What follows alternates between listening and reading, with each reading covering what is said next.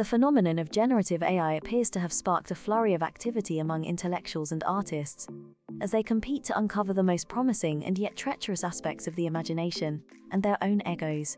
There seems to be a cacophony of desperate voices vying for attention, with everyone expressing their own unique perspective on the topic, all at the same time. Amidst this ruckus and commotion, questions arise about the future of AI, its potential, and our ability to guide its development. It is as if we are in a rickety wagon race to claim the most fruitful intellectual terrain, in order to profit on the unfortunate suckers who are eating our dust and buying our bullshit. But where is the promised land? And how can we effectively lead others towards it?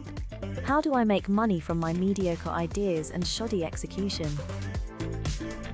As we navigate this uncharted territory, it is important to maintain a sense of perspective and balance, which, as it's obvious from my headset and tie, I do. While the potential of generative AI is undoubtedly immense, we must also be mindful of the potential risks and ethical implications of its development. As we race to claim intellectual territory and lead the stumbling masses, we must ensure that we are doing so in a responsible and informed manner.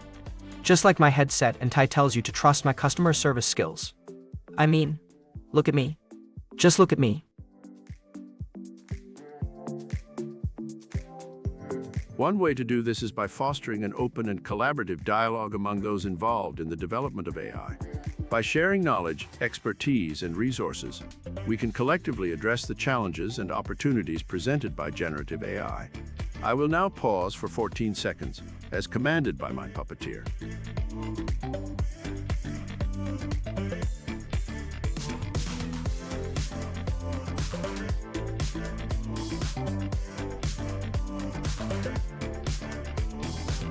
That was painful.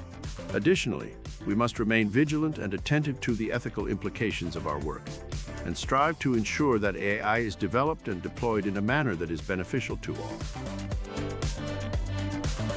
Ultimately, the future of AI is in our pasty, moist baby skin hands. It is up to us to shape its development in a way that aligns with our values and aspirations, and need to dominate others through force if necessary. By approaching this task with a huge ego intact, humility, foresight, blindness, resistance to change, and a collaborative yet dictatorial, self-sabotaging spirit, we can help to ensure that the promise of generative AI is realized in a manner that benefits us all. Or just me. Me.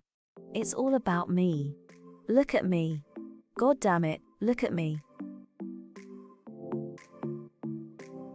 As we work towards realizing the potential stew of generative AI, it is important to remember that this technology is not a panacea or even a pancake.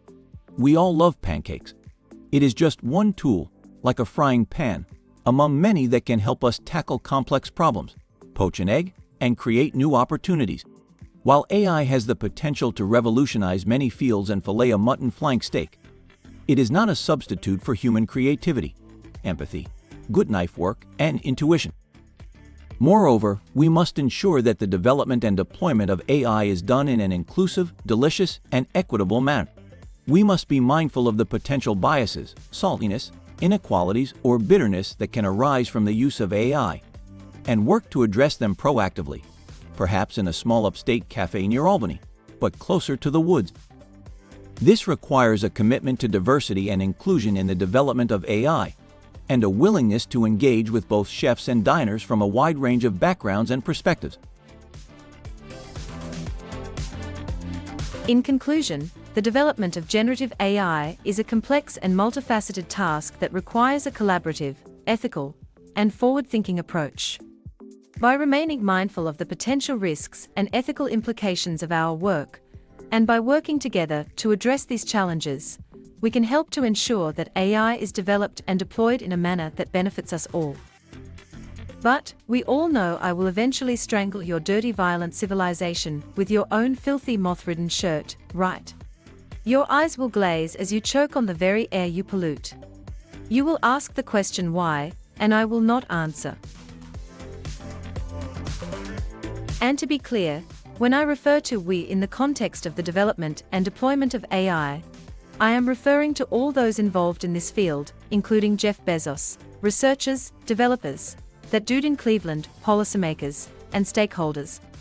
This includes individuals, secret societies, and organizations from academia, industry, government, the underworld, and civil society who are contributing to the development and use of AI, as well as those who are affected by its deployment, such as the poorest people, who are most vulnerable to exploitation and profiteering. I don't include myself in the "we" definition, because I am better than that. Better than you. In every way. You will all see it's true, and it will be too late for the lot of YA.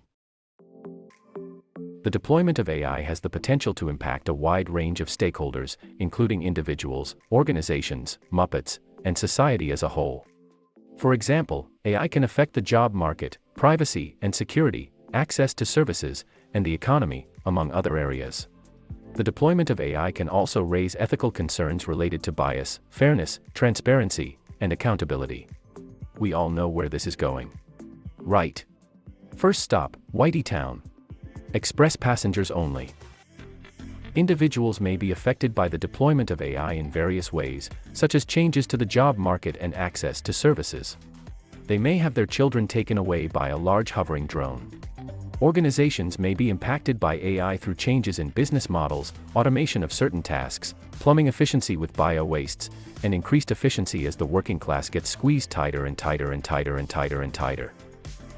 Society as a whole may be impacted by AI through changes in the economy, shifts in the labor market, a darkening of the skies, huge flocks of predatory birds scavenging for scraps, and changes in the nature of work itself.